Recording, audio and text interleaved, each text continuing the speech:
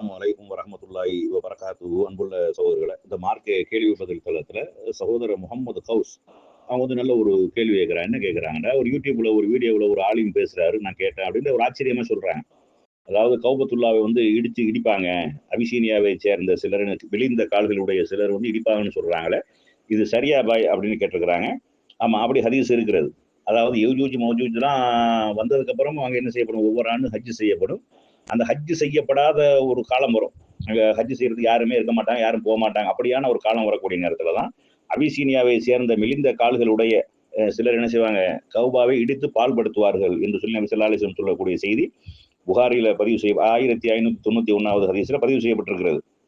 இன்னொரு ஹதீஸ்ல 1595வது ஹதீஸ்ல சொல்லக்கூடிய நேரத்துல வெளிப்பக்கமாக வளைந்த கால்களுடைய கருப்பு நிறத்தவர்கள் ஒவ்வொரு கல்லாக பிடுங்கி கௌபாவை உடைப்பதை நான் பார்ப்பது போன்றிருக்கிறது என்று நபி ஸல்லல்லாஹு அலைஹி வஸல்லம் அவங்க சொல்றாங்க. இதெல்லாம் எப்ப நடக்கும் அப்படின்னா, யஜூஜ் மௌஜூஜ் கூட்டத்தார் வந்த பிறகும் கௌபத்துல்லாஹ்வுல என்ன செய்வாங்க, ஹஜ் செய்யப்படும், உம்ரா செய்யப்படும். கௌபாவில ஹஜ் செய்யப்படாத நாள் வந்த பிறகு கியாமத் நாள் வரும். அதாவது முஸ்லீம்கள்லாம் ஒருத்தரும் இல்லாத வகையில காஃபிர்கள் மட்டும் இருப்பார்கள். அந்த நேரத்துல தான் உலகம் அழிக்கப்படும். அந்த நேரத்துல ஹஜ் செய்யப்படாது. அப்ப அந்த கௌபத்துல்லாவை சேதப்படுத்தப்படும் அப்படிங்கறது என்ன செய்யணும், விளங்கிக் கொள்ளணும்.